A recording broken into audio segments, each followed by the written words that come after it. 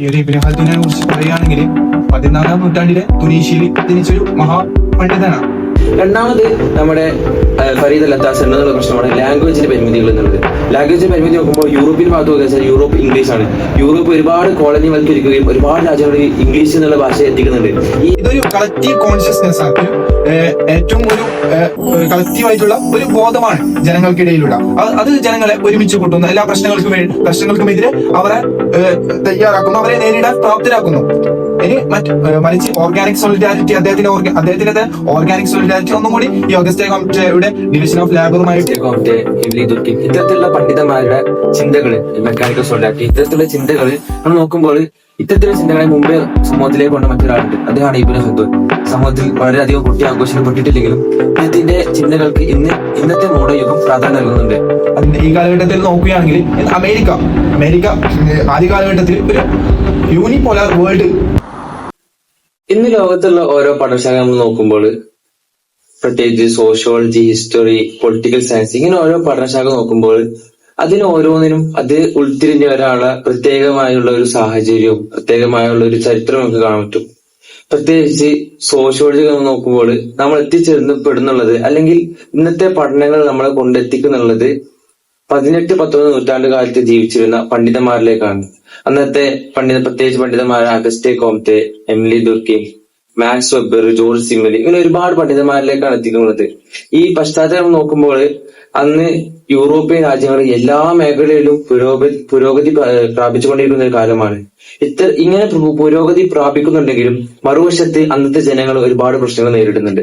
പ്രത്യേകിച്ച് അവരുടെ അതോറിറ്റിയിൽ നിന്ന് ഒരുപാട് പ്രശ്നങ്ങൾ നേരിടുകയും ഇത് ജനങ്ങൾ തിരിച്ചറിയാത്തൊരവസ്ഥ വരുന്നുണ്ട്. ഈ അവസ്ഥയിൽ അന്നത്തെ ചിന്തകര് ഇതിനെ മാറ്റി ചിന്തിക്കുന്നുണ്ട്. ഈ മാറ്റി ചിന്ത അവരുടെ എഴുത്തുകളെ സ്വാധീനിക്കുകയും അന്നത്തെ ജനങ്ങൾ ഏറ്റെടുക്കുകയും ചെയ്യുന്നുണ്ട്. ഇതോടുകൂടി തന്നെ അവിടുത്തെ ജനങ്ങളിലും അന്നത്തെ കൾച്ചറിലും മാറ്റങ്ങൾ സംഭവിച്ച് അവർ അതോറിറ്റിക്കെതിരെ തിരിയുകയും ഒരു മാറ്റങ്ങൾ കൊണ്ടുവരുന്നുണ്ട്. ഇത് യൂറോപ്പിന് പുറത്തുള്ള രാജ്യങ്ങൾ ആകർഷകരാവുകയും അവര് ഈ ചിന്തകൾ പഠിക്കുകയും ഇതിൽ ആകർഷയും ഏറ്റെടുക്കുന്നുണ്ട്. ഇത്തരത്തിലുള്ള ഒരു സാഹചര്യത്തിലേക്കാണ് നാം സോഷ്യോളജിയെ കുറിച്ച് നോക്കുമ്പോൾ എത്തിച്ചെന്നപ്പെടുന്നുള്ളത്. ഈ സോഷ്യോളജി എങ്ങനെ രൂപപ്പെട്ടു, ഇത് ഈ സോഷ്യോളജി ചർച്ച ചെയ്യുന്നതിന് മുമ്പായിട്ട് നാം ചർച്ച ചെയ്യേണ്ട ഒരു ഭാഗമാണ് ഈ സോഷ്യോളജി എന്നുള്ള ഒരു ഡിസിപ്ലിൻ, അക്കാഡമിക് ഡിസിപ്ലിൻ എങ്ങനെയാണ് നമ്മളെ സമൂഹത്തിൽ മെയിൻ സ്ട്രീമിൽ വന്നു എന്നുള്ളതിനെ കുറിച്ച്. ഈ സോഷ്യോളജി ഇതിനൊക്കെ മുമ്പേയും അവിടെ മറ്റു ഡിസിപ്ലിനൊക്കെ വാഴുന്ന കാലത്ത് സോഷ്യോളജി ആരുടെ കണ്ണിലും അത്ര വലിയ കാര്യമായിട്ട് കണക്കാക്കപ്പെട്ടിട്ടില്ല.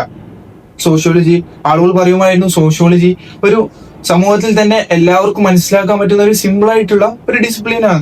ഡിസിപ്ലിൻ പോലും അവർ കണക്കാക്കിയിരുന്നില്ല, ഒരു സിമ്പിൾ ആയിട്ടുള്ള ഒരു സാധനമാണ്, വസ്തുവാണ്, അല്ലെങ്കിൽ ഡിസിപ്ലിനാണ്. പക്ഷേ Emile Durkheim, Auguste Comte, Max Weber, Karl Marx പോലത്തെ യൂറോപ്യൻ ചിന്തകന്മാർ വന്ന് അതിനെ ഏറ്റവും ശാസ്ത്രീയമായ രീതിയിൽ ഇത്തരം സോഷ്യോളജികളെ, ഇത്തരം സാമൂഹിക അന്തരീക്ഷത്തിൽ നടക്കുന്ന പ്രശ്നങ്ങളെ വളരെ സയന്റിഫിക് ആയിട്ടുള്ള രീതിയിൽ ഇതിനെ പഠനം നടത്തുന്നുണ്ട്. അങ്ങനെ ഒരുപാട് സമൂഹത്തിൽ ഉയർന്നു നിൽക്കുന്ന ഒരുപാട് പ്രശ്നങ്ങളെ ജനങ്ങളുടെ മുമ്പിൽ അവർക്ക് ഏറ്റവും അനുയോജ്യമായ രീതിയിൽ തന്നെ വിശദീകരിച്ചു കൊടുക്കുന്നുണ്ട്. അതില് എമിലി ദുർക്കെയിം, മാക്സ് വെബർ പോലത്തെ ചിന്തകന്മാരുടെ തിയറീസ് വളരെ പ്രസക്തിയും നേടുന്നുണ്ട്. ഈ നമ്മളെ ഓഗസ്റ്റേ കോംറ്റെ ഡിവിഷൻ ഓഫ് ലേബർ എന്നുള്ളൊരു തിയറി, അത് എന്താണ് പൂർണ്ണമായിട്ട് പറയുന്നത് വെച്ചെങ്കിൽ, ഒരു ഡിവിഷൻ ഓഫ് ലേബർ സമൂഹത്തിൽ വ്യത്യസ്ത ആളുകളാൽ, വ്യത്യസ്ത മേഖലകളിൽ നിന്നുള്ള വ്യത്യസ്ത ആളുകളാൽ ഒരു പ്രൊഡക്റ്റ് എങ്ങനെയാണ് ഉണ്ടാവുന്നത്. വെറും ഒരു തൊഴിലാളി കേവലം അദ്ദേഹം ഒരു സ്റ്റീൽ കമ്പനി സ്റ്റീൽ ഉൽപ്പാദിക്കുന്നു, അദ്ദേഹം തന്നെ മൈനിങ് ചെയ്യുന്നു, അദ്ദേഹം തന്നെ കൊല്ലപ്പണി ചെയ്യുന്നു, അങ്ങനെ അദ്ദേഹം തന്നെ ട്രേഡ് ചെയ്യുന്നു. ഇവിടെ ഒരു സമയ കാലപരിധി ഒരുപാട് നീണ്ടതാണ്, റിസ്ക് എടുത്തതാണ്. മറിച്ച് ഒരു ഡിവിഷൻ ഓഫ് ലേബർ അറിയുമ്പോൾ ഒരു തൊഴിൽ വ്യത്യസ്ത കോണുകളിൽ, വ്യത്യസ്ത മേഖലകളിലായിട്ട് ഇതിനെ വീതിക്കുന്നുണ്ട്. അങ്ങനെ ഒരു തൊഴിലാളി കേവലം അദ്ദേഹം ഒരു സ്റ്റീൽ കമ്പനി സ്റ്റീൽ ഉൽപ്പാദിക്കുന്നു, അദ്ദേഹം തന്നെ മൈനിങ് ചെയ്യുന്നു, അദ്ദേഹം തന്നെ കൊല്ലപ്പണി ചെയ്യുന്നു, അങ്ങനെ അദ്ദേഹം തന്നെ ട്രേഡ് ചെയ്യുന്നു. ഇവിടെ ഒരു സമയ കാലപരിധി ഒരുപാട് നീണ്ടതാണ്, റിസ്ക് എടുത്തതാണ്. മറിച്ച് ഒരു ഡിവിഷൻ ഓഫ് ലേബർ അറിയുമ്പോൾ ഒരു തൊഴിൽ വ്യത്യസ്ത കോണുകളിൽ, വ്യത്യസ്ത മേഖലകളിലായിട്ട് ഇതിനെ വീതിക്കുന്നുണ്ട്. അങ്ങനെ ഒരു ഒരു കൂട്ടം ആൾക്കാർ മൈനിങ്ങിന് വേണ്ടിയും മറ്റൊരു കൂട്ടം ആൾക്കാർ ഈ കൊല്ലപ്പണി ചെയ്യുകയും മറ്റൊരു ആൾക്കാർ ഇതിനെ ഒന്നും കൂടി പോളിഷ് ചെയ്ത് ഇതിനെ ട്രേഡ് വ്യാപാരം ചെയ്യുകയും ചെയ്യുന്നു. അങ്ങനെ ഇത്തരം ജോലികൾ എളുപ്പത്തിൽ സമൂഹത്തിൽ നീങ്ങുന്നുണ്ട്. അങ്ങനെ സമൂഹത്തിലെ ഒരുപാട് പുതിയ മാറ്റങ്ങൾ വളരെ വേഗതയിലാക്കുന്നുണ്ട്. അതിനപ്പുറം ഏറ്റവും നമ്മളെ എമിലി ദുർക്കയും എല്ലാം ഏറ്റവും സൊസൈറ്റിയെ ഒരു വ്യത്യസ്ത കോണുകളിലൂടെയാണ് ഈ സൊസൈറ്റിയെ നോക്കിക്കണ്ടത്. സൊസൈറ്റി എങ്ങനെയാണ്, ഹൗ സൊസൈറ്റി വർക്ക്സ്, എങ്ങനെയാണ് ഈ സൊസൈറ്റി ഒരു കൂട്ടം കൂട്ടമായി സൊസൈറ്റി ആ ഒരു ഗ്രൂപ്പ് ഫീലിംഗ് എങ്ങനെയാണ് ഈ സൊസൈറ്റിയിൽ വർക്ക് ചെയ്യുന്നത്.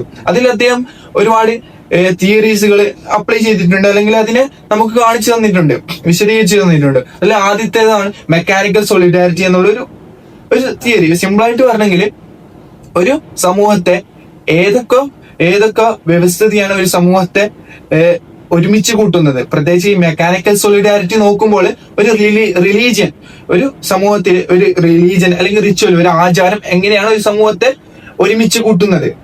ഇതൊരു കളക്റ്റീവ് കോൺഷ്യസ്നെസ് ആണ്, ഒരു ഏറ്റവും ഒരു കളക്റ്റീവ് ആയിട്ടുള്ള ഒരു ബോധമാണ് ജനങ്ങൾക്കിടയിലുള്ള.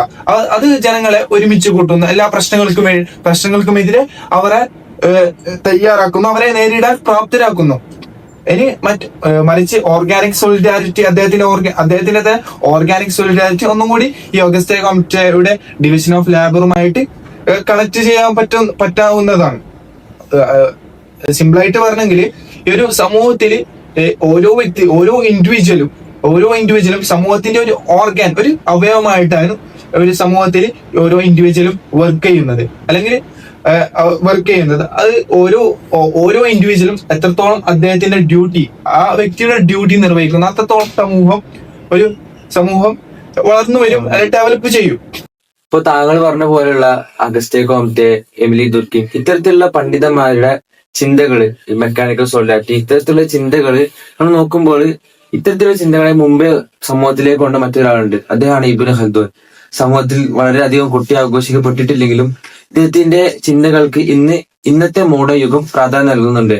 അദ്ദേഹം നൂറ്റാണ്ടുകൾക്ക് മുമ്പ് ജീവിക്കുകയും ഇത്തരത്തിലുള്ള കാര്യങ്ങളെ ജനങ്ങൾക്ക് ഇൻട്രൊഡ്യൂസ് കൊടുക്കുകയും ചെയ്യുന്നുണ്ട്. അതെങ്ങനെയാന്ന് നോക്കുമ്പോൾ അന്ന് അത്രത്തോളം കാലത്തോളം അന്നത്തെ ചിന്തകര് അല്ലെങ്കിൽ അന്നത്തെ എഴുത്തുകാര് ഒരു സംഭവം നടന്നാല് അതിനെ അഡ്രസ് ചെയ്യല് ഇത് ഏത് സമയത്ത് നടന്നു, ഇത് എപ്പോൾ നടന്നു എന്ന് മാത്രമാണ്. നേരെ മറിച്ച് അതിൽ നിന്നൊരു മാറ്റം അല്ലെങ്കിൽ അദ്ദേഹം വേറെ ഒരു കോണിലൂടെ വീക്ഷിക്കുകയും ജനങ്ങൾക്ക് പറഞ്ഞു കൊടുക്കുന്ന ഒരാളാണ് ഇബ്നു ഖൽദൂൻ. ഇബ്നു ഖൽദൂന് അന്ന് ഒരു സംഭവം എന്തുകൊണ്ട് ആ സമൂഹത്തിൽ നടന്നു, എങ്ങനെയുള്ള സമൂഹത്തിലാണ് ഇത് നടക്കുന്നത്, ഇതിനുള്ള സൊല്യൂഷൻ എന്താണ്, ഇങ്ങനെയുള്ള പ്രശ്നങ്ങൾ അഡ്രസ് ചെയ്യുകയും സൊല്യൂഷൻസ് നൽകുകയും ചെയ്യുന്നുണ്ട്. അങ്ങനെ അദ്ദേഹത്തെ പ്രശസ്തമായ മുഖദ്ദിമ എന്നുള്ള ഗ്രന്ഥം രചിക്കുന്നു. ഈ ഒരു ഇബ്നു ഖൽദൂനെ കുറിച്ച് പറയുകയാണെങ്കിൽ 14-ാം നൂറ്റാണ്ടിലെ തുനീഷ്യയിൽ ജനിച്ചൊരു പണ്ഡിതനാണ്. വെറും ഒരു സോഷ്യോളജിസ്റ്റ് എന്നുള്ളതിനപ്പുറം വ്യത്യസ്ത മേഖലകളിൽ അദ്ദേഹം തിളങ്ങിയിട്ടുണ്ട്. എക്കണോമിക്സ്, ഹിസ്റ്ററി പോലത്തെ പല കോണുകളിൽ, പല മേഖലകളിലും അദ്ദേഹം തിളങ്ങിയിട്ടുണ്ട്. ഈ ഒരു ഇബ്നു ഖൽദൂന്റെ തിയറീസുകൾ എത്രത്തോളം പ്രസക്തമാണ് എന്നുള്ളതിനെ കുറിച്ച് നോക്കുകയാണെങ്കിൽ നമുക്ക് ഇന്നത്തെ കാലഘട്ടത്തിൽ, മോഡേൺ കാലഘട്ടത്തിൽ കൊട്ടിയാഘോഷിക്കപ്പെടുന്ന ഓഗസ്റ്റേ കോംറ്റെ, എമിലി ദുർക്കിം പോലത്തെ ചിന്തകൾ നമുക്ക് പുനർവായിക്കേണ്ടതുണ്ട്. അത് പ്രത്യേകിച്ച് എമിലി ദുർക്കിമിന്റെ മെക്കാനിക്കൽ സോളിഡാരിറ്റി, ഓഗസ്റ്റേ കോംറ്റെയുടെ ഡിവിഷൻ ഓഫ് ലേബർ പോലത്തത്. എങ്ങനെയാണ് ഈ ഒരു മെക്കാനിക്കൽ സോളിഡാരിറ്റി നമുക്ക് ഒരു ഘട്ടത്തിൽ തോന്നിപ്പോകാം. കാരണം ഈ ഒരു എമിലി ദുർക്കിം യഥാർത്ഥത്തിൽ ഇബ്നു ഖൽദൂനെ വായിച്ചിട്ടുണ്ടോ, അദ്ദേഹത്തിന്റെ പുസ്തകം അദ്ദേഹത്തിലേക്ക് എത്തിയിട്ടുണ്ടോ എന്ന് പോലും ചിന്തിച്ചേക്കാം. കാരണം 14-ാം നൂറ്റാണ്ടിൽ അസബിയ എന്നുള്ളൊരു ബൃഹത്തായ ഒരു കോൺസെപ്റ്റ് അദ്ദേഹം കൊണ്ടുവരുന്നുണ്ട്. ഇത് ഏകദേശം ഒരു മെക്കാനിക്കൽ സോളിഡാരിറ്റിയുമായിട്ട് ഒരുപാട് സാമ്യതകളുണ്ട്. ഈ ഒരു അസബിയ ഈ അസബിയ എങ്ങനെയാണ് ഈ ഒരു സമൂഹത്തിന്റെ ഡെവലപ്മെന്റിൽ എത്രത്തോളം പങ്കുവഹിക്കുന്നു എന്നുള്ളതിനപ്പുറം ഈ അസബിയ കൊണ്ട് ഈ ഒരു സമൂഹം എങ്ങനെയാണ് നീങ്ങുന്നത് എന്ന് നമുക്ക് വിശകലനം ചെയ്യേണ്ടതുണ്ട്.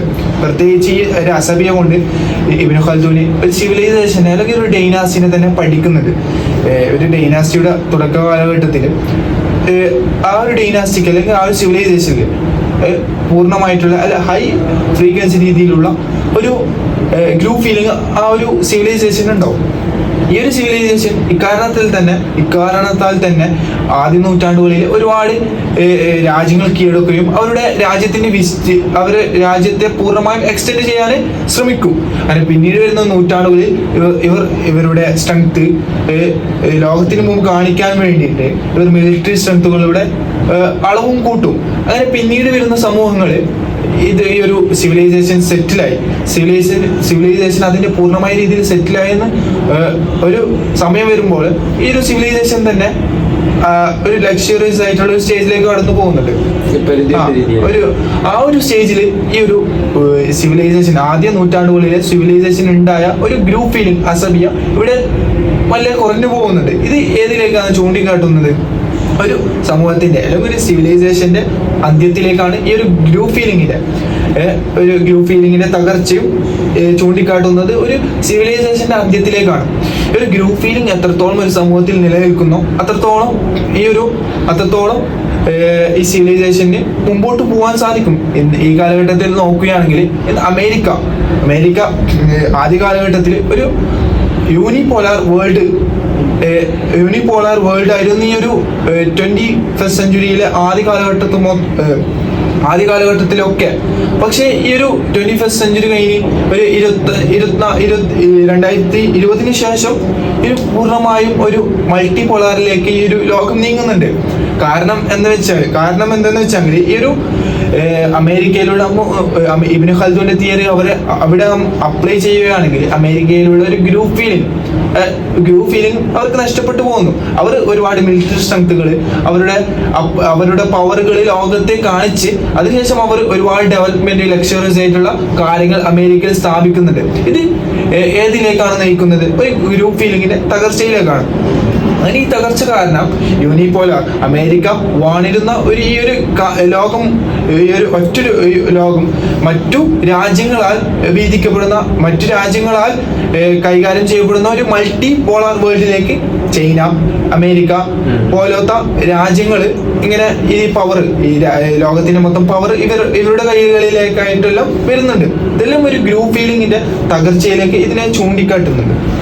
ഇപ്പോൾ താങ്കൾ പറഞ്ഞിട്ടുള്ള അമേരിക്കയിലെ പ്രശ്നങ്ങളൊക്കെ നാം ഒരു തരത്തിൽ നോക്കി വെച്ചാല് നൂറ്റാണ്ടുകൾക്ക് മുമ്പ് ഇബ്നു ഖൽദൂൻ പറഞ്ഞതിനെ സത്യമാക്കുന്ന രീതിയിലാണ് ഇപ്പോൾ നടക്കുന്ന സംഭവങ്ങളൊക്കെ നടക്കുന്നുള്ളത്. ഇങ്ങനെ രണ്ട് രീതിയിൽ നോളജ് ഉണ്ടാവുകയും ഈ രണ്ട് രീതിയിലുള്ള നോളജിൽ ഒന്നിനെ മാറ്റി നിർത്തി മറ്റൊന്ന് അതിജയിക്കുക എന്നുള്ള സംഭവം ആരാണ് നിശ്ചയിച്ചത്? ഇത്തരത്തിലുള്ള ചോദ്യങ്ങൾ സ്വാഭാവികമായിട്ടും മോഡേൺ യുഗത്ത് ഉയർന്നു വരുന്നുണ്ട്. കാരണം ജനങ്ങൾ ഇതിനെ ട്രാൻസ്ലേറ്റ് ചെയ്യും, അപ്പുറത്ത് പോയി പഠിക്കാനുള്ള സമയം നടത്തിക്കൊണ്ടിരിക്കുന്ന കാലഘട്ടമാണിത്. അങ്ങനെ നമ്മൾ നോക്കുമ്പോൾ ഈ ഒരു പ്രശ്നത്തെ ആദ്യമായി ചൂണ്ടിക്കാണിക്കുന്നുള്ളത് എഡ്വേർഡ് സയ്യിദ് എന്നുള്ള ഒരു പാലസ്തീനിയൻ സ്കോളറാണ്. അദ്ദേഹം തന്റെ ഓറിയന്റലിസം എന്നുള്ള കൺസെപ്റ്റിലൂടെ ഇതിനെ ആദ്യമായി അഡ്രസ് ചെയ്യുന്നുണ്ട്, ജനങ്ങളിലേക്ക് എത്തിക്കുന്നുണ്ട്. വളരെയധികം പ്രസക്തിയൊന്നും ഈ ഒരു കൺസെപ്റ്റ് നേടിയിട്ടില്ലെങ്കിലും പിന്നീട് അദ്ദേഹത്തിന് ശേഷം വന്ന ഫരീദ് അൽ അത്താസ് എന്നുള്ള പണ്ഡിതൻ, ഈ സ്കോളർ അദ്ദേഹത്തിന്റെ ഡീകൊളോണിയൽ സോഷ്യോളജി എന്നുള്ള ഈ ഒരു കൺസെപ്റ്റ് മുന്നോട്ട് വയ്ക്കുകയും ലോകമെമ്പാടും ഇത് ശ്രദ്ധ നേടുകയുണ്ട്. ഇദ്ദേഹം ഈ പ്രശ്നത്തെ കാണുന്നുള്ളത് വെറും ഒരു പക്ഷത്തിൽ ചേർന്നുകൊണ്ട് ഇതിനെ കാണുന്നതിന് പകരം ഇതിനൊരു കോമൺ പ്രശ്നമായി കാണുന്നുണ്ട്. ഈ കോമൺ പ്രശ്നം എങ്ങനെ വരുന്നത് വെച്ചാല് 19-18 നൂറ്റാണ്ടുകളിൽ യൂറോപ്പ് എക്സ്പാൻഡ് ചെയ്തുകൊണ്ടിരുന്ന കാലത്ത് രാജ്യങ്ങളിൽ എക്സ്പാൻഡ് ചെയ്തുകൊണ്ടിരുന്ന അതേ സമയത്ത് തന്നെ അവർ യൂണിവേഴ്സിറ്റികൾ ഒരുപാട് കൊണ്ടുവരുന്നുണ്ട്. ഈ യൂണിവേഴ്സിറ്റിയിലുള്ള സ്കോളേഴ്സ് അവരെ കേന്ദ്രീകൃതമായി നോളജിനെ പഠിക്കുകയും അതിനെ പുറത്ത് പ്രസിദ്ധീകരിക്കുകയും ചെയ്യുന്നുണ്ട്. പ്രത്യേകിച്ച് ഈ പ്രിന്റിംഗ് മെഷീൻ എല്ലാം വളർച്ച പ്രാപിച്ച ഒരു സമയം കൂടിയായിരുന്നു അത്. അക്കാരണത്താൽ തന്നെ ഈ ഒരു നോളജ് ട്രാൻസ്ഫർ വളരെ എളുപ്പമായിരുന്നു.